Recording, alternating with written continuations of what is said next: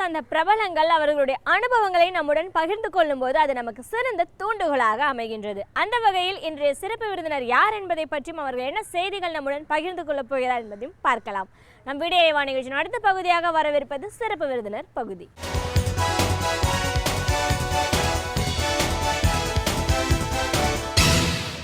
வணக்கம் நேயர்களே, விடியலேவா நிகழ்ச்சியின் சிறப்பு விருந்தினருக்கான நேரம் இது.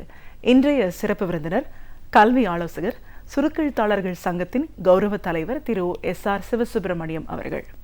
சுருக்கெழுத்து அப்படிங்கிறது என்ன, இது எந்த காலகட்டத்தில் ரொம்ப பிரபலமாக இருந்தது, இதோட முக்கியத்துவம், விஞ்ஞான வளர்ச்சி, தொழில்நுட்பம் காரணமாக எந்த மாதிரியான ஒரு மாறுபாடுகளை இந்த துறை சந்திரிச்சிருக்கு, அதையும் தாண்டி ஒரு கல்வியாளர் அப்படிங்கிற முறையில் கல்வியை தாண்டி மென்திரள்களை நம்ம வளர்ந்துக்க வேண்டிய அவசியம் என்ன, இது சார்ந்த பல விஷயங்களை இன்னைக்கு நாம் அவர்கிட்ட கேட்டு தெரிஞ்சுக்கலாம்.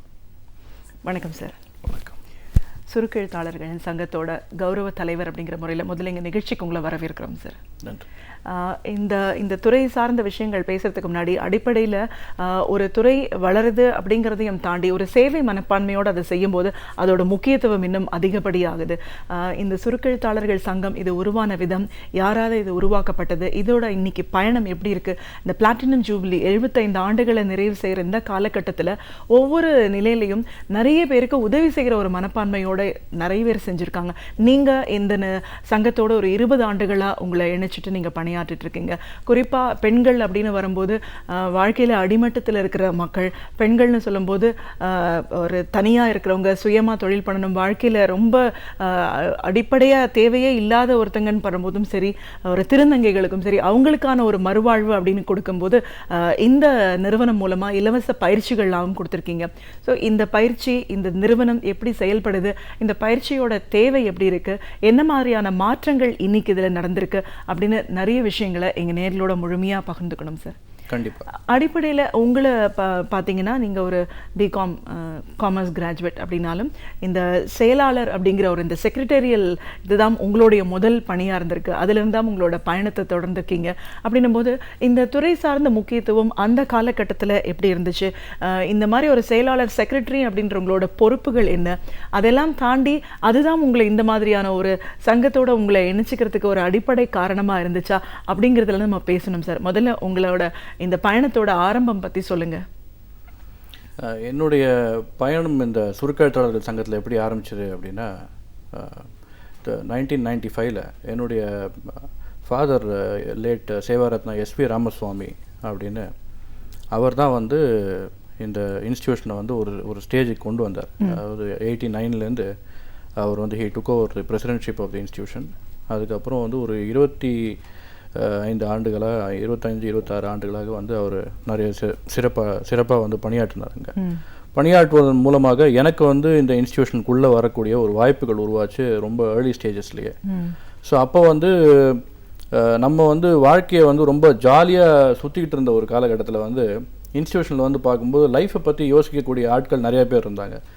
அப்போ வந்து நான் வந்து யூஸ் டு வண்டர், எப்படி இவங்கெல்லாம் வந்து இப்போவே வந்து வேலைக்கு போகணும், அங்கே பண்ணணும், இதை பண்ணணும், இந்த ஷார்ட் ஹேண்டில் வந்து இதை பண்ணணும், டைப்பிங்கில் வந்து எப்படியாவது பாஸ் பண்ணிடணும் அப்படிலாம் யோசிக்கும்போது நான் வந்து அப்போது வந்து was doing my 10th section தான் படிச்சுட்டு இருந்தேன். அப்போ எப்படி இந்த மாதிரி யோசிக்கிறாங்க இவங்கெல்லாம் அப்படின்னும்போது எனக்கு அது ஒரு ஆச்சரியமாக இருக்கும். ஸோ அப்போ அவர்களோட வந்து இணைஞ்சு அவங்களோட பணி புரிஞ்சு அவங்க கிளாஸ் எடுக்கும்போது ஒரு கிளாஸாக போய் நம்மளால் உட்காந்து பார்த்து அவங்க மூலமாக கற்றுக்கிட்டு அது மூலமாக தான் இந்த இன்ஸ்டியூஷனுக்குள்ளே நான் வந்தேன். அதே மாதிரி கொஞ்சம் கிளாஸ் எல்லாம் எடுக்க ஆரம்பித்தேன். ஷார்ட் ஹேண்ட் கிளாஸஸும் கொஞ்சமாக எடுக்க ஆரம்பித்து ஒரு ஸ்டேஜுக்கு மேலே ஷார்ட் ஹேண்டும் படித்து சுருக்கெழுத்தில் வந்து ஹை ஸ்பீட் ரைட்டராகவும் டச்சில் வந்து ஒரு ஹை ஸ்பீட் டைப்பிஸ்டாகவும் என்னை வந்து என்னுடைய தனிப்பட்ட ஸ்கில் செட்டை என்னால் வளர்த்துக்க முடிஞ்சது. இது எல்லாமே வந்து என்னுடைய தந்தையாரின் முழுக்க சப்போர்ட் இருந்த ஒரே ஒரு காரணத்தினால்தான். தனிப்பட்ட ஒரு லேர்னிங் ஆட்டிடியூடோ அல்லது தனிப்பட்ட ஒரு ஸ்கில் செட்டோ எனக்குன்னு இருந்தாலும் என்னுடைய தந்தையார் மூலமாக தான் நான் வந்து இந்த ஒரு அளவுக்கு வளர்ந்துருக்கேன் அப்படின்றது சொல்கிறதுல நான் ரொம்ப பெருமைப்படுறேன். நிச்சயமா சார். இப்போ இந்த சுருக்கெழுத்தாளர்கள் சங்கம் பற்றி பேசும்போது 75 ஆண்டுகள் ராஜாஜி காலத்தில் இது துவங்கப்பட்டது, அவர் தான் ஃபவுண்டர் அப்படின்னு வரும்போது இன்னைக்கு வரைக்கும் இதோட பயணப்பட்டு இருக்கு அப்படின்றதே ஒரு ஆச்சரியமான விஷயம்தான். இந்த 75 ஆண்டு காலம் அப்படின்னு நம்ம சொன்னாலும் ஆரம்ப காலத்தில் இந்த சுருக்கெழுத்து அப்படிங்கிறதோட பயன்பாடு எப்படி இருந்தது, இதை பற்றின ஒரு புரிதல் நம்ம நாட்டில் எவ்வளோ தூரம் இருந்துச்சு சார்?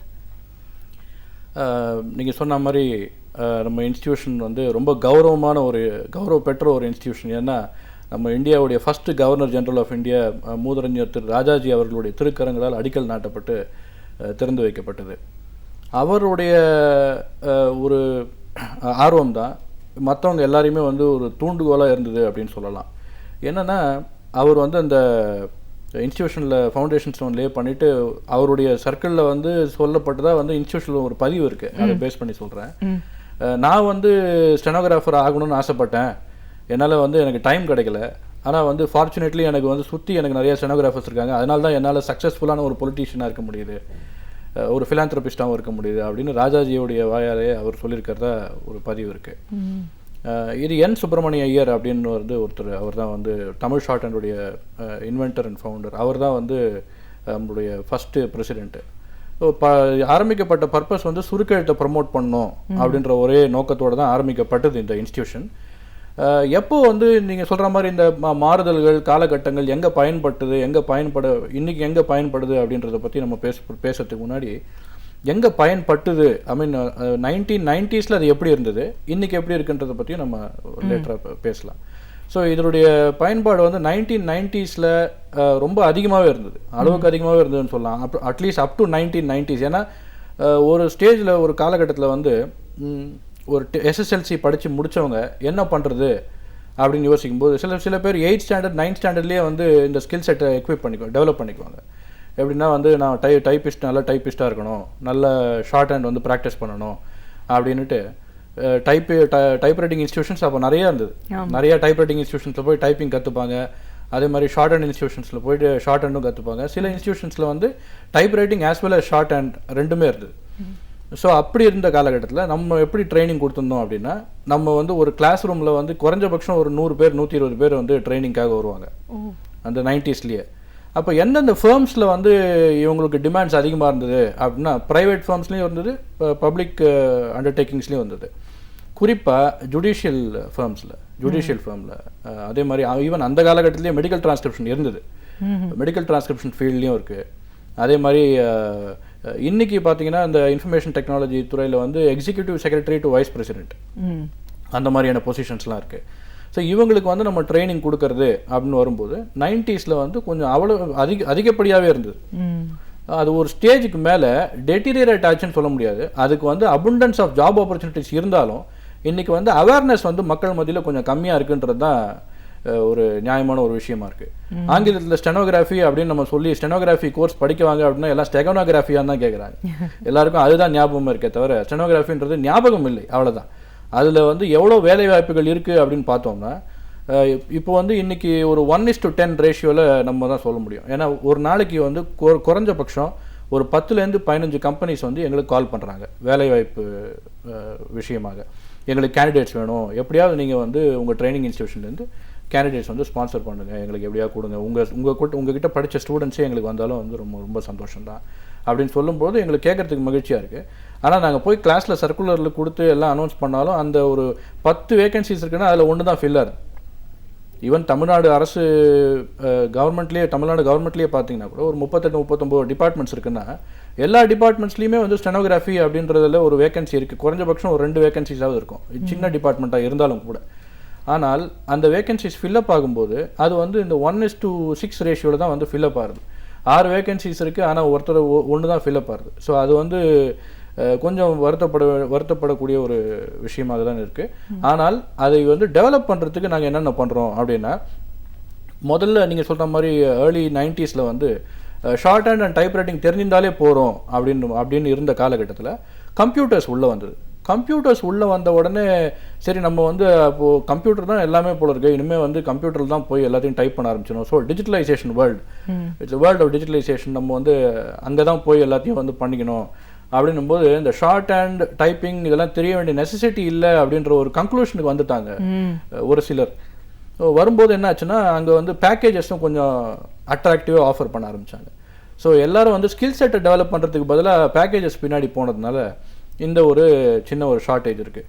நாங்கள் என்ன பண்ணோம் அப்படின்னா, இந்த பேக்கேஜையும் வந்து ஒரு செக்ரட்டரியல் ஸ்கில் அப்படின்னு ஒன்று ஓவராலாக எடுத்துகிட்டு வந்து short hand typing, computers, spoken English, இது எல்லாத்தையுமே ஒரு ஒரே ஸ்கில் செட்டாக எடுத்துன்னு வந்துட்டோம். ஸோ இன்றைக்கி வந்து ஒருத்தர் வேலைக்கு போகிறாரு அப்படின்னா முக்கியமாக அவருக்கு வந்து பயன்படக்கூடிய ஸ்கில் செட் என்ன அப்படின்னு பார்த்தோம்னா, கம்யூனிகேஷன் ஸ்கில்ஸ், அவர் நல்லா பேசணும். அதே மாதிரி வந்து டைப்பிங் ஸ்கில் கண்டிப்பாக கேட்குறாங்க. டைப்பிங் ஸ்கில் இருந்தால் ஒரு பெரிய added advantage. Of course short and as a skill செட்னு வந்து ஒன்றும் கேட்குறதில்ல இன்றைக்கி. ஏன்னா ஒரு சில மென்பொருள் அப்ளிகேஷன்ஸ்லாம் வந்திருக்கு. ஆனால் வந்து அந்த அப்ளிகேஷன்ஸ் வந்து அவங்க எப்படி அந்த அப்ளிகேஷனை ப்ரொமோட் பண்ணுறாங்க அப்படின்னு சொன்னோன்னா, இது வந்து யாருமே தேவையில்லை, ஒரு ஆள் இருக்க வேண்டிய நெசசிட்டி கிடையாது, பாஸ் டிக்டேட் பண்ணால் ஆட்டோமேட்டிக்காக அது கம்ப்யூட்டரில் டைப் பண்ணிடும் அப்படின்னு சொல்கிறாங்க. ஆனால் அது வந்து முற்றிலும் வந்து ஒரு தவறான ஒரு கருத்து தான். ஏன்னா வந்து அது வந்து நடைமுறையில் ஒன்றும் பெரிய அளவில் ஒன்றும் செயல்பாட்டிலையும் இல்லை. அது வருவதற்கு உண்டான சாத்தியக்கூறுகள்னு என்ன கேட்டிங்கன்னா, பர்சனலாக அது ரொம்ப கம்மியாக இருக்குன்னு தான் நானும் சொல்லுவேன். ஏன்னா நானும் வந்து அந்த ஒரு சில டெமான்ஸ்ட்ரேஷன்ஸ்லாம் பார்த்துருக்கேன். அதில் பார்க்கும்பொழுது நீங்கள் பேச அதை டைப் பண்ணுது. ஆனால் வந்து உங்களுடைய வாய்ஸுக்கு அது யூஸ் ஆகணும். அந்த ஒரு மென்பொருள் சாதனம் வந்து அது யூஸ் ஆகி அதுக்கப்புறமா நீங்கள் அடாப்ட் ஆகி அதுக்கப்புறம் வரத்துக்கு ஒரு பாஸ் வந்து ஒரு ஸ்டெனோகிராஃபர் ஹையர் பண்ணிட்டு அழகாக அடிச்சுட்டு போயிடலாம். இன்னொன்று, இன்றைக்கி வந்து நம்மளுடைய தமிழ்நாட்டிலேயே கூட பார்த்தீங்கன்னா கிட்டத்தட்ட ஒரு 10 பேர் 15 பேருக்கு மேலே வந்து 200 வேர்ட்ஸ் per minute பாஸ் பண்ணவங்களாம் இருக்காங்க. ஸோ அதனால் வந்து அந்த மாதிரியான சூழ்நிலை தான் இன்றைக்கி நிலவுது. பட் இப்போ டிஜிட்டலைசேஷன் வேர்ல்டு அப்படின்ற ஒரு காலகட்டத்தில் நாங்கள் வந்து இந்த சுருக்கெழுத்தை வந்து ஒரு பேக்கேஜாக கொடுத்துட்றோம். ஸோ எப்படி இதெல்லாம் வந்து நம்மளால் பண்ண முடியுது அப்படின்னா, முதல்ல வந்து identifying skill sets with people. அதாவது ஒருத்தருக்கு வந்து என்ன ஸ்கில் செட் இருக்குது அப்படின்றத ஐடென்டிஃபை பண்ணணும். ஸோ இந்த ஷார்ட் ஹேண்ட் ஆர் செக்ரட்டரியல் ஸ்கில்ல என்ன ஒரு பெரிய அட்வான்டேஜ் இருக்குது, எல்லோரும் தான் பண்ணுறாங்க அப்படின்னா, டைம் மேனேஜ்மெண்ட் ஒரு செக்ரட்டரிக்கு ரொம்ப முக்கியம். நீங்கள் வெளியில் பர்சனாலிட்டி டெவலப்மெண்ட் இருக்கக்கூடிய ஒரு சில விஷயங்கள்லாம் பார்த்தீங்கன்னா உங்களுக்கே தெரியும்.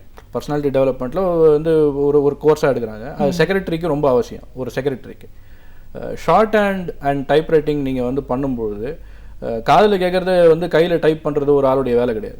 அதை வந்து லிசன் பண்ணுறது, அண்டர்ஸ்டாண்ட் பண்ணிக்கிறது. அதே மாதிரி ஷார்ட் ஹேண்டில் வந்து நீங்கள் வந்து ஒரு விஷயங்கள் நோட்ஸ் எடுத்துக்கும் பொழுது நீங்கள் வந்து லிசன் பண்ணி தான் வந்து நீங்கள் நோட்ஸ் எடுத்துக்க முடியும்.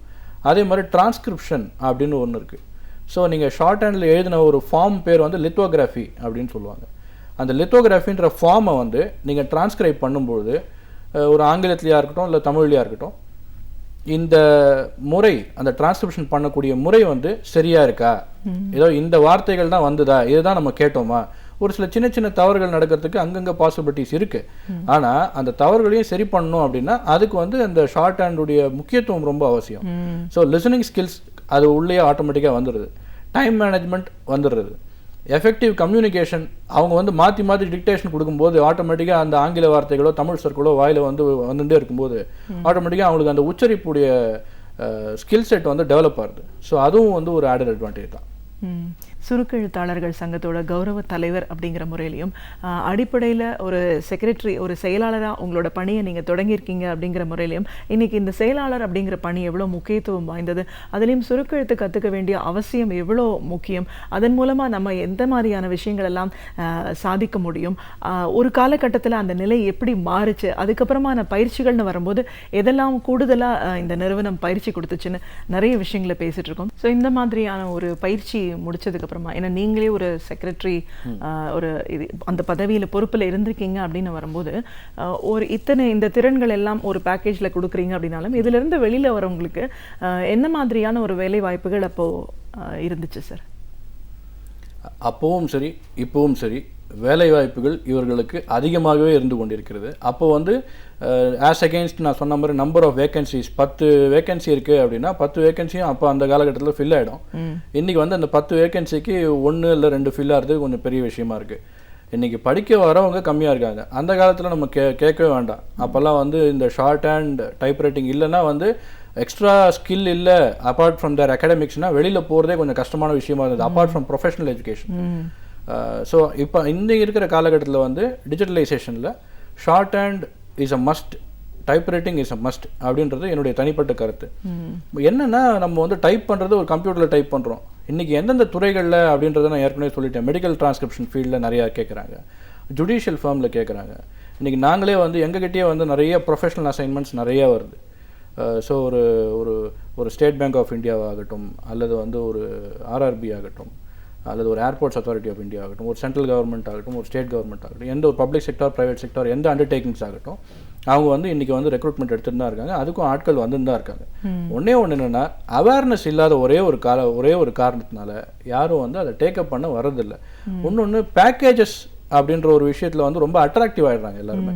ஆரம்ப காலகட்டத்திலேயே உங்களுக்கு சம்பளம் 25,000 ரூபா கொடுத்தா யார் தான் போக மாட்டாங்கன்னு சொல்லிட்டு எல்லாருமே வந்து அங்கே ஒரு யூட்டர்ன் போட்டு போயிடுறாங்க. இன்றைக்கி நாங்கள் இன்னொன்று என்ன பண்ணியிருக்கோம் அப்படின்னா, ஒரு catching up with young minds அப்படின்னு ஒரு ப்ரோக்ராம் ஒன்று நாங்கள் லான்ச் பண்ணியிருக்கோம் ரீசெண்டாக.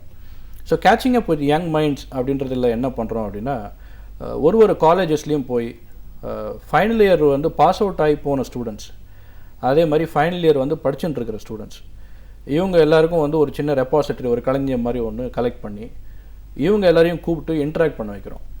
இன்ட்ராக்ட் பண்ண வைக்கும்பொழுது அதில் வந்து கவுன்சிலிங் செஷன்ஸும் நாங்கள் வைக்கும்பொழுது இவங்க பண்ணக்கூடிய ஒரு முக்கியமான விஷயங்கள், இவங்க சொல்லக்கூடிய விஷயங்களோ அல்லது வந்து கேம்பஸில் ரெக்ரூட் ஆகி போனவங்கள நம்ம தவிர்த்துடுறோம். ஏன்னா ரெக்ரூட் ஆகி போகாமல் இருக்கிறவங்களும் அதே மாதிரி படிச்சுட்டு இருக்கிறவங்களுக்கும் நம்ம வந்து ஒரு இன்ட்ராக்ஷன் கிரியேட் பண்ணும்போது, ஏன்னா அவங்களுக்குள்ள ஒரு சேர்ந்தா மாதிரியான ஒரு இன்டெகிரேட்டட் பிளாட்ஃபார்ம் இது வரைக்கும் யாரும் அமைக்கல. ஸோ அந்த மாதிரி ஒரு பிளாட்ஃபார்ம் அமைக்கும்போது இவங்க பேசக்கூடிய விஷயங்கள் எப்படி இருக்குன்னா, வேலை கிடைக்கணும்னா என்ன பண்ணணும், கேம்பஸில் ரெக்ரூட் ஆகணும்னா என்ன பண்ணணுன்றதை ஃபைனல் இயர் ஸ்டூடெண்ட் வந்து கேட்குறாங்க. இவங்க வந்து நாங்கள் தான் ரெக்ரூட்டே ஆலியே என்ன இனிமேல் என்ன பண்ணலான்றதை பற்றி யோசிப்போம் அப்படின்றது வந்து இவங்க வெளியில் வந்து கேம்பஸில் ரெக்ரூட் ஆகாத பசங்களுடைய ஒரு ஒரு கருத்து அது.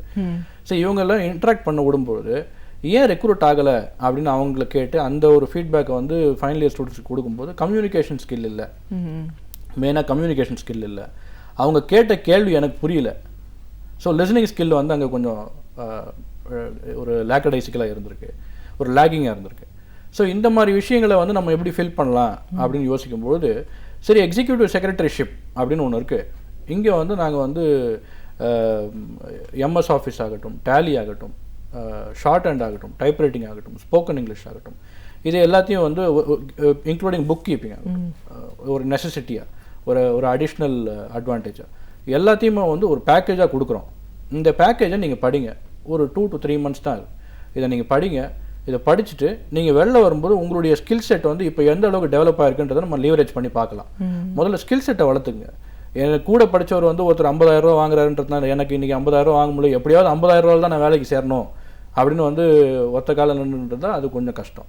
ஸ்கில் செட்டை வளர்த்துக்கணும். மார்க்கெட்டில் வந்து நம்ம வந்து இன்றைக்கி எந்த அளவுக்கு நம்மளுடைய ஸ்கில் செட் மேட்ச் ஆகிற மாதிரி எப்படி இருக்குது, அப்படியே ஒரு 50,000 ரூபாயில் ஒரு நபருக்கு வந்து வேலை கிடைத்தாலும் கூட அந்த 50,000 ரூபாயில் அவர் நின்று அப்படியே ஸ்கில் செட்டை உள்ளே போனதுக்கப்புறம் வளர்த்துக்கலாம், அதில் ஒன்றும் தப்பே கிடையாது. ஆனால் அந்த 50,000 ரூபா வேலை கிடைக்கிறதே ஒரு கஷ்டமாக இருக்கும்போது வேலை கிடைக்கல, அது காரணம் வந்து இன்டர்வியூவர்ஸ் மேலே குறை சொல்லி இப்போ குற்றம் கிடையாது.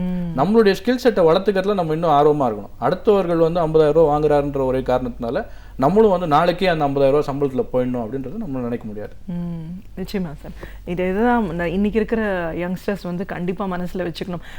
நமக்கு இல்லைங்கிற ஒரு வேலை கிடைக்கலையே நினைக்கிறாங்களே தவிர நம்மக்கிட்ட என்ன இல்லை அதை நம்ம டெவலப் பண்ணிக்கிறதுக்கு என்ன பண்ணணுங்கிறத யோசனைக்கே போக மாட்டேங்கிறாங்க. அது போனாலே எல்லாமே ஆட்டோமேட்டிக்காக சரியாயிடும். கண்டிப்பாக இப்போது இதையெல்லாம் தாண்டி ஒரு கல்வி ஆலோசகர் இந்த நிலையில் இருந்தாலும் இந்த நிறுவனம் மூலமாக நிறைய பேருக்கு ஒரு சேவை மனப்பான்மையோட இலவச பயிற்சிகள் குறிப்பாக பெண்களுக்கு கொடுத்துட்ருக்கீங்க. வாழ்க்கையில் பெண்கள் மட்டும் இல்லை, வாழ்க்கையில் அடிமட்டத்தில் இருக்கிற யாருக்காக இருந்தாலும் சரி, திருநங்கைகள், ஒரு விடோ, டெஸ்டிடியூட் உமன், இந்த மாதிரியான ஒரு நிலையில் இருக்கிற பெண்களுக்கு ஒரு வேலை வாய்ப்பை ஏற்படுத்தி கொடுக்கணும், அவங்களுக்கு ஒரு மறுமலர்ச்சி ஏற்படுத்தி கொடுக்கணும் அப்படிங்கிறதுக்காக ஒரு சேவையாக இது செய்கிறீங்க. பொதுவாக அந்த மாதிரியான ஒரு பெண்கள் அப்படின்னு வரும்போது அவங்களே இங்கே தேடி வருவாங்களா, இல்லை இதை பற்றின ஒரு விழிப்புணர்வு அங்கே மக்கள் மத்தியில் எப்படி இருக்குது, அவங்களுக்கான வாய்ப்புகள்னு வரும்போது அந்த ஆப்பர்ச்சுனிட்டிஸ் எப்படி கிடைக்குது சார் அவங்களுக்கு இது முடிச்சதுக்கப்புறமா? அதாவது இப்போது நீங்கள் சொன்ன மாதிரி இந்த transgender woman, destitute woman, underprivileged children, people who are living below the poverty line, அதே மாதிரி மாற்றுத்திறனாளிகள், இவங்க எல்லாருக்குமே நம்ம வந்து ஃப்ரீ ட்ரைனிங், இலவச ட்ரைனிங் தான் கொடுக்குறோம். அது கொடுத்துட்டு இதே மாதிரி பேக்கேஜாக தான் நம்ம கொடுக்குறோம். அதாவது ஒரு விஷயத்தில் மட்டும் இல்லாமல் அவங்களுடைய வந்து மல்டிபிள் சப்ஜெக்ட்ஸில் வந்து அவங்களுடைய ஸ்கில்ஸ் இருக்கணும் அப்படின்ற ஒரு விஷயத்தை வந்து மையமாக வச்சுட்டு நம்ம இந்த எல்லா சப்ஜெக்ட்ஸ்லையும் ட்ரைனிங் கொடுக்குறோம், இன்க்ளூடிங் சுருக்கெழுத்து. ஸோ இதில் வந்து எங்களுக்கு ஆப்பர்ச்சுனிட்டிஸ் வரும்பொழுது அந்த ஆப்பர்ச்சுனிட்டிஸ்க்கு இருக்கிற கம்பெனிஸ்கிட்டயே நாங்கள் கேட்போம், இது மாதிரி எங்ககிட்ட வந்து இன்னார் படிக்கிறாங்க, இவங்களுக்கு வந்து நீங்கள் எந்த அளவுக்கு வந்து உங்களால் அசஸ் பண்ண முடியும், இவங்களை நீங்கள் இன்டர்வியூ எடுங்க, இவங்களுக்கு வந்து இவங்களுடைய ஸ்கில் செட் உங்களுக்கு பிடிச்சிருந்தது அப்படின்னா நீங்கள் ரெக்ரூட் பண்ணிக்கோங்க அப்படின்றத சொல்கிறோம். இன்னொன்று இப்போ எங்ககிட்ட வந்து எப்படி இவங்கெல்லாம் வந்தாங்க அப்படின்றத நீங்கள் கேட்டீங்க. அது வந்து அது வந்து அவேர்னஸ் எப்படி அவங்களுக்கு இருந்தது, இந்த மாதிரி ஒரு இன்ஸ்டியூஷன் இருக்குது அப்படின்ற அவேர்னஸ் எப்படி இருந்தது அப்படின்னா, நாங்கள் வந்து ப்ரமோட் பண்ணுறோம் அதை. அதாவது இந்த மாதிரி ஒரு இன்ஸ்டியூஷன் இருக்குது, இந்த மாதிரி ஒரு இன்ஸ்டியூஷன் வந்து இந்த மாதிரி ட்ரைனிங்ஸ்லாம் கொடுத்துட்டுருக்காங்க அப்படின்றத வந்து ஒரு டிக்னிட்டரி, யாராவது ஒரு டிக்னிட்டரி ஒருத்தரை கூப்பிட்டு அவங்கள ப்ரமோட் பண்ணும்போது ஆட்டோமேட்டிக்காக ஒரு அட்டென்ஷன் எங்களுக்கு கிடைக்குது.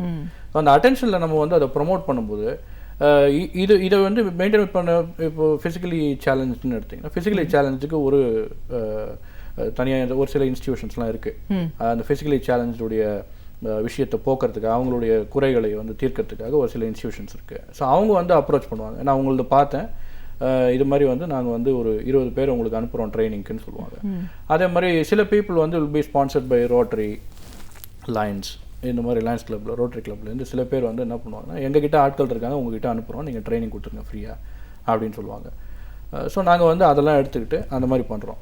அதே மாதிரி இவங்க எல்லாத்தையும் பண்ணி முடிச்ச உடனே அந்த கம்பெனிஸ் கிட்ட கேட்கும்பொழுது அவங்க வந்து ரெக்ரூட் பண்ணிக்கிறாங்க. எங்ககிட்ட இருந்து போன ஒரு மாற்றுத்திறனாளி 3 பேர் வந்து இன்றைக்கி வந்து ஒரு ப்ரைவேட் ஃபேமில் நல்ல எம்ப்ளாயபிலிட்டி ஸ்கில்ஸோட நல்லா தான் இருக்காங்க. ஸோ இதெல்லாம் வந்து ஒரு மிகப்பெரிய அட்வான்டேஜ். ஸோ இவங்க வந்து யாருமே படிக்க வரவங்க வந்து யாருமே வந்து மன உடைச்சலில் வரல, ஒரு டிப்ரெஷன்லாம் வரவே இல்லை. எனக்கு ஸ்கில் செட் இல்லை, நான் வேறு என்ன பண்ணுறதுன்னு தெரியல, அதனால தான் வெளியில் போயிட்டு இருக்கேன்னு சொல்லுவாங்க, இல்லை சும்மா சுற்றின்னு இருக்கேன்னு சொல்லுவாங்க. ஸோ அந்த ஒரு ஸ்கில் செட் அவங்களுக்கு வந்து வளர்த்து விட்டோம் அப்படின்னு சொன்னோம்னா, இன்னொன்று ஒரு பிளாட்ஃபார்ம் நாங்கள் கிரியேட் பண்ணுறோம். எப்படின்னா, நீங்கள் வந்து எங்ககிட்ட படிக்கிறீங்க அப்படின்னா படித்து முடிச்சுட்டு சரி படித்து முடிச்சுட்டீங்க இருந்தாங்க சர்டிஃபிகேட் வச்சுக்கோங்கன்னு வந்து உங்களை அனுப்புறது கிடையாது.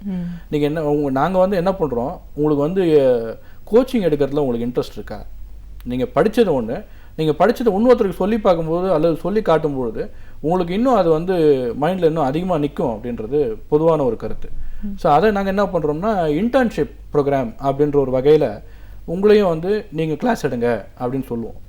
ஸோ அப்படி எடுக்கும்போது அவங்களுக்கு ஒரு கான்ஃபிடென்ஸ் வரும். ஒரு 4 பேர் வந்து நம்மக்கிட்ட வந்து கற்றுக்குறாங்களே அப்படின்ற ஒரு கான்ஃபிடென்ஸ் வரும், நம்ம சொல்கிறதே ஒரு 4 பேர் கேட்குறாங்களே அப்படின்ற ஒரு கான்ஃபிடென்ஸ் வரும். ஸோ வாழ்க்கையை வந்து பாசிட்டிவாக அப்ரோச் பண்ணக்கூடிய விஷயங்களுக்கு அது ஒரு ஏதுவாக அமைஞ்சிருக்கு. இப்போது இந்த 75th இயர், இந்த சில்வர் இது பிளாட்டினம் ஜூப்ளி கொண்டாடக்கூடிய இந்த தருணத்தை சுருக்கெழுத்தாளர்கள் சங்கம் எப்படி பார்க்குறாங்க சார்? இன்னும் என்ன பண்ணணும்னு நினைக்கிறாங்க இதில்? இப்போது எக்ஸிஸ்டிங் ப்ரோக்ராம்ஸ் அப்படின்றது ஓடின்ட்டுருக்கு. இந்த 75th பிளாட்டினம் ஜூப்ளி இப்போ வந்து ஆக்சுவலாக வந்து நாங்கள் 78th இயரில் இருக்கோம். ஸோ நாங்கள் ரொம்ப பெருமைப்படுறோம் அதை சொல்லிக்கிறதுக்கு. இப்போது எங்களுடைய ஃப்யூச்சர் பிளான்ஸ் அப்படின்னும் போது, இப்போ ஏற்கனவே நாங்கள் வந்து ஒரு சில காம்படிட்டிவ் ஸ்கில் டெஸ்ட் ஸ்கூல்லாம் நாங்கள் வந்திருக்கோம். Bank probationary officer coaching plus TNPSC group 2 and இன்னொரு 1 monthல வந்து நாங்கள் சிவில் சர்வீசஸ் ஸ்டார்ட் பண்ண போகிறோம். ஸோ இது எல்லாத்துலேயுமே வந்து நாங்கள் என்ன பண்ணுறோம்னா, ஏன்னா வேறு மாடியூல்ஸில் இருக்கிற இண்டிபெண்ட் ஃபீல்ட் ஆஃப் ஆக்டிவிட்டீஸில் செக்ரட்டரியல் ஸ்கில் அப்படின்றது ரொம்ப முக்கியம் அப்படின்றத வந்து கண்டிப்பாக நாங்கள் எல்லா இடத்துலையும் வலியுறுத்திட்டு தான் வரோம். ஏன்னா அந்த ஒரு கலை அழியக்கூடாதுன்ற ஒரே ஒரு காரணத்தினால யூஎஸ் கோர்ட்ஸில், யூகே கோர்ட்ஸ்லலாம் கூட இந்த கம்ப்யூட்டரைஸ்ட் மிஷின் ஷார்ட் ஹேண்ட்னு ஒன்று டிஜிட்டலைஸ்டு ஃபார்மில் ஒன்று வந்திருக்கு. அதில் வந்து maximum 300 to 350 words per minute அடிக்கிறவங்களாம் இருக்காங்க. பட் அது ப்ராக்டிக்கலாக நம்மளுடைய நேச்சர் ஆஃப் ஜாபுக்கும் அல்லது நம்மளுடைய வே ஆஃப் டிப்போசிஷனுக்கோ அல்லது வந்து ஒரு கோர்ட்ஸில் சொல்கிறேன் ஒரு டெஸ்டிமனி பண்ணும்போதோ இங்கே வந்து அந்த அளவுக்கு வந்து ஒரு சாத்தியக்கூடுகள் ரொம்ப குறைவாக இருக்கிற ஒரு காரணம். ஏன்னா நாங்கள் அதை டெமான்ஸ்ட்ரேட் பண்ணியிருக்கோம் ஏற்கனவே. கம்மியாக இருக்கிற காரணத்தினால நாங்கள் வந்து மற்ற ஸ்கில்ஸ், மற்ற காம்படிட்டிவ் எக்ஸாம்ஸ்லாம் நடத்தி அந்த காம்படிட்டிவ் எக்ஸாம்ஸில் இதையும் வந்து ஒரு ஸ்கில்லாக வலியுறுத்தி எல்லாரையுமே வந்து அதை பயன்பாட்டு கொண்டு வர வைக்கிறோம். ஸோ அதை கொண்டு வர வைக்கும்பொழுது இப்போது எல்லாருமே ஒரு கிளாஸ் ஒன்று ஒரு for example bank probationary officer coaching எடுத்துகிட்டு இருக்கோன்னா, ஒரு விசிட்டிங் ஃபேக்கல்ட்டி ஒரு நாள் வந்து பர்சனாலிட்டி டெவலப்மெண்ட் எடுக்கிறேன்னு சொன்னோன்னா நாங்கள் வேண்டான்னு சொல்கிறதில்ல. ஸோ அவரை வந்து அலோவ் பண்ணுறோம், நீங்கள் எடுங்கன்னு சொல்கிறோம். அதே மாதிரி தான் ஒரு பேங்க் கோச்சிங்கு, ஒரு டிஎன்பிஎஸ்சி குரூப் 2 எடுத்தாலும் செக்ரட்டரியல் ஸ்கில் எந்த அளவுக்கு இம்பார்ட்டண்ட்டாக இருக்குது, டைம் மேனேஜ்மெண்ட் எப்படி இருக்குது, ஸ்ட்ரெஸ் மேனேஜ்மெண்ட் எப்படி இருக்குது, இது எல்லாமே ஒரு செக்ரட்டரிக்கு உண்டான முக்கியமான குவாலிட்டிஸ். ஸோ இந்த quality as part of quality ஒரு சப்ஜெக்டாக எடுத்தோம்னா ஐயோ ரொம்ப போர் அடிக்குதுன்னு சொல்லுவாங்க. So as part of quality and as part of equipping their skills நம்ம வந்து இந்த ஒரு சப்ஜெக்ட்ஸை உள்ளே எடுத்துன்னு வரும்போது அவங்களுக்கும் அது வந்து ஆர்வத்தை தூண்டுது, இன்ட்ரெஸ்ட் அதிகமாக இருக்குது. ஸோ ஒரு சில பேர் வந்து இதையே கூட நம்ம இன்ட்ரெஸ்ட் ஏரியாவே எடுத்துக்கலாமே, ஏன் வந்து இப்படி தான் போகணுன்ற ஒரு நெசசிட்டி கிடையாது. ஒருத்தர் வந்து பர்சனல் செக்ரட்டரியாக போய் ஜாயின் பண்ணிட்டாரு அப்படின்னு சொன்னோன்னா அதுக்கப்புறம் அவருடைய லெவல்லே வேறு மாதிரி இருக்கும். ஆக்சுவலாக வந்து secretary is actually called half the boss. அவர் வந்து ஒரு பாதி பாஸ்ன்றத மாதிரி தான் சொல்லுவாங்க. இன்ஃபேக்ட் கலைஞருடைய பிஏ திரு சண்முகநாதன் அவர்கள் எடுத்தாலும் அவரும் ஒரு பேசிக்காக ஒரு சுருக்கெழுத்தாளர் தான். அவரும் அந்த மாதிரி ஒரு விஷயத்தை டெவலப் பண்ணி தான் இன்றைக்கி இந்த பொசிஷனில் இருக்கார். ஸோ இந்த மாதிரி சூழ்நிலைகள்லாம் கன்சிடர் பண்ணும்போது சுருக்கெழுத்து என்ற கலை இன்னும் அழியவில்லை. இது வந்து எல்லா ஃபீல்ட் ஆஃப் ஆக்டிவிட்டீஸில் இருக்கிற மக்களுக்கும் போய் சேரணும், எல்லாரும் ஆர்வத்தோடு வந்து படிக்கணுன்றது எங்களுடைய ஆசை. நிச்சயமா சார். இப்போ இருக்கிற இளைய தலைமுறையில் இப்போ எல்லாருக்கும் வந்து வாய்ப்புகள் அதிகம் இருக்குது அப்படின்னாலும் வேலை கிடைக்கலன்னு ஒரு பக்கமாக நிறைய பேர் சொல்லிட்டு இருக்கிறதையும் பார்க்கணும். இப்போ அவங்களுக்கு நீங்கள் ஒரு ஆலோசனை சொல்கிறீங்கன்னா என்னன்னு சொல்வீங்க? இப்போ ஒரு +2 முடிச்சுட்டோ இல்லை ஒரு கிராஜுவேஷன் முடிச்சுட்டோ வெளியில் வந்துட்டு வேலை தேடிட்டு இருக்கிறவங்க நிறைய பேர் இருக்காங்க. ஸோ இந்த மாதிரியான ஒரு திறன் மேம்பாடு சார்ந்த ஒரு பயிற்சியோட முக்கியத்துவத்தை பற்றி அவங்களுக்கு புரியணும், அதன் மூலமாக அவங்க வேலை தேடிக்கணும் அப்படின்னு நினைக்கிறாங்கன்னா அவங்களுக்கு நீங்கள் சொல்கிற ஆலோசனை? இப்போது அவங்க ஒரு 12th முடிச்சுட்டு வராங்க அப்படின்னா 12th முடிச்சுட்டு வந்த உடனே அடுத்ததாக வந்து அவங்க டிகிரி பர்சியூ பண்ணணும் அப்படின்ற ஒரு கன்க்ளூஷன் வந்துடுறாங்க. டிகிரி பர்சியூ பண்ணணும்னா ஒரு காலேஜில் சேர்ந்து டிகிரி படித்தா தான் எனக்கு ஒரு கௌரவம் அப்படின்றது இருக்குது. அது ஒரு நெசசிட்டி இல்லைன்னு நான் வந்து பர்சனலாக நினைக்கிறேன். ஏன்னா வந்து அகாடமிக்ஸில் ஒன்றும் பெரிய இப்போ பயங்கரமான ஒரு கோல்டு மெடலிஸ்ட் வாங்கினவங்களாம் இன்றைக்கி எங்கே இருக்காங்கன்னு தெரியல. அதே மாதிரி அதே அகாடமிக்ஸில் வந்து இன்றைக்கி ஐ மீன் ஒரு ஸ்டேஜில் வந்து பூரா பெர்ஃபார்ம் பண்ணியிருந்தவங்க இன்றைக்கி நல்ல பொசிஷன்ஸில் இருக்கிறவங்களும் இருக்காங்க. ஸோ இப்போது அந்த மாதிரி முடிச்சுட்டு வரும்பொழுது ஃபஸ்ட்டு வந்து அவங்க டிப்ரெஷனில் போயிடாமல் இருக்கணுன்றது தான் மெயினான ஒரு விஷயம். ஐயோ என்ன பண்ணுறது, டைரக்ஷன்லெஸ்ஸாக இருப்பாங்க. டைரக்ஷன்லெஸ்ஸாக இருக்கிறதுனாலே டிப்ரெஷனில் போயிடுவாங்க. ஒருத்தர் வந்து நீங்கள் இதை படிங்கன்னு சொல்லுவார், இன்னொருத்தர் வந்து இப்போ இன்றைக்கி வந்து இதுக்கு நம்ம மார்க்கெட் அதிகமாக இருக்குது, இதை படிங்க அப்படின்னு சொல்லுவார். 12th is a very too early stage. அவங்க வந்து இப்போது 12th முடிச்சுட்டு குடும்ப சூழ்நிலையின் காரணமாக வேலைக்கு போயே ஆகணுன்ற ஒரு சுச்சுவேஷனில் இருக்கக்கூடிய ஆட்களை வந்து நம்ம கூப்பிட்டுட்டு அந்த மாதிரி தரத்தில் இருக்கிறவங்களுக்கு சொல்கிறேன். ஸோ அவங்கள கூப்பிட்டு நீங்கள் வந்து டைரக்ஷன்லெஸ்ஸாக இருக்க வேண்டாம், இந்த மாதிரி வந்து உங்களுக்கு ஒரு ஸ்கில் செட்டு, இந்த மாதிரி வந்து ஒரு சப்ஜெக்ட் இருக்குது, அந்த சப்ஜெக்ட்டுக்கு ரிலேட்டடான ஸ்கில் செட்டை நீங்கள் வளர்த்துக்கோங்க. இங்கே பாருங்கள் இது மாதிரி எவ்வளோ பேர் வந்து ஜாப்ஸ் கிடச்சி போயிருக்காங்க, அவங்கள மாதிரியே இருக்கவங்க நிறைய பேர் ஜாப்ஸ் கிடச்சி போயிருக்காங்க. கரஸ்பாண்டன்ஸில் டிகிரி பண்ணுறவங்களும் இருக்காங்க. அதாவது ஸ்கில் செட்னு ஒருத்தர் கேட்கும்போது ஒரு கம்பெனியில் என்ன கேட்குறாங்கன்னா டிகிரி இஸ் அ மஸ்ட் அப்படின்னு கேட்குறாங்க. டிகிரி இஸ் அ மஸ்ட்ன்றது எந்த ஒரு விஷயத்தில் கேட்குறாங்கன்னா அதுவும் வந்து அவங்களுடைய ஸ்கில்ஸை பேஸ் பண்ணி தான். அதாவது என்னென்ன திறமைகள் இருக்குது. கண்டிப்பாக வந்து ஒருத்தர் டிகிரி படிக்கிறாரு அப்படின்னா ஒரு அனுபவமும் இருக்கும், திறமையும் இருக்குன்றது அவங்களுடைய நம்பிக்கை, ஒரு கம்பெனியில் கேட்குறவங்களுடைய நம்பிக்கை. நீங்கள் வந்து ஆமாம் எனக்கு டிகிரி இருக்குது, நீங்கள் டிகிரி படிக்காமலே எனக்கு டிகிரி இருக்குது அப்படின்னு சொல்லி இன்டர்வியூ அட்டன் பண்ணி பாஸ் ஆனவங்க நிறைய பேர் இருக்காங்க. அவங்க செலக்ட் ஆனாங்கன்றது வேறு விஷயம். அது காரணம் வந்து ஸ்கில் செட்டு தான். ஸோ அந்த ஸ்கில் செட் வந்து டெவலப் பண்ணிகிட்டே வந்தோம்னா சைட் பை சைடு அவங்க டிகிரி படிச்சிருந்தாலும் சைட் பை பேரலாக படிச்சுன்னு வந்தாலும் சரி, டிகிரி அவங்க படிக்காமல் வந்து குடும்ப சூழ்நிலை காரணமாக வேலைக்கு போகணும் அப்படின்றதாலும் கூட சரி, வேலைக்கு போகணும் அப்படின்றதா நாங்களே என்ன பண்ணுவோம், எங்ககிட்ட வர ப்ரொஃபஷனல் அசைன்மெண்ட்ஸில் அந்த மாதிரி பிள்ளைங்களை வந்து நாங்கள் வந்து லூப் இன் பண்ணி விடுவோம். ஸோ தட் அவங்க they can earn something out of their skill that they possess. அந்த மாதிரி பண்ணிட்டுருக்கோம். ஓகே. ஒரு சுருக்கெழுத்தாளர்கள் சங்கத்தோட கௌரவ தலைவர் அப்படிங்கிற முறையிலையும் இன்னைக்கு சுருக்கெழுத்து அப்படிங்கிறதோட முக்கியத்துவம் என்ன, அந்த நாள்லேருந்து இன்னைக்கு வரைக்கும் அதோட முக்கியத்துவம் இருக்குது, ஆனால் இன்னைக்கு வந்து அதோட புரிதல் கொஞ்சம் கம்மியாக இருக்குது, ஆனாலும் வாய்ப்புகள் அதிகம் இருக்குது அப்படின்னு நீங்கள் ஒரு முக்கியமான ஒரு உண்மையான கருத்தை சொல்லியிருக்கீங்க. எல்லாரும் வேலைன்னு தேடி போயிட்டுருக்காங்களே தவிர இந்த மாதிரியான ஒரு திறனை நம்ம வளர்த்துக்கிட்டு அதுக்கான வாய்ப்பு வெளியே இருக்குன்ற ஒரு புதிய தகவல் தான் உங்கள் மூலமாக தெரிஞ்சிச்சு. இன்னைக்கு அந்த சங்கத்தோட பிளாட்டினம் ஜூப்ளி 75 ஆண்டுகளை கடந்து இன்றைக்கும் அது பயணம் பண்ணிட்டு இருக்குன்னா அதோட ஆரம்ப காலம் அது எப்படி இருந்துச்சு, அதுக்கப்புறம் 90களுக்கு அப்புறம் என்ன மாதிரியான ஒரு மாற்றங்களை அது சந்திச்சுது, இப்போ ஒரு பயிற்சி அப்படின்னு வரும்போது ஒரு இலவசமான ஒரு பயிற்சியை நீங்கள் கொடுத்துட்ருக்கீங்க, அது மூலமாகவும் நிறைய பேருக்கான வேலை வாய்ப்புகளை உருவாக்கி கொடுத்துருக்கீங்க. யாருக்குமே நம்மளோட கல்வி அப்படிங்கிறத தாண்டி இந்த மாதிரி திறன்கள் நம்மளை வளர்த்துக்கிறதுக்கூட அவசியம் என்ன, அப்படி வளர்த்துக்கிற எல்லாருக்குமே வாய்ப்புகள் அப்படிங்கிறது சாத்தியப்படும்னு ஒரு தகவலையும் சொல்லியிருக்கீங்க. உங்களோட அனுபவங்கள் சார்ந்த பல விஷயங்களை எங்களோட நீங்கள் பகிர்ந்துட்டதுக்கு ரொம்ப நன்றி சார். நன்றி.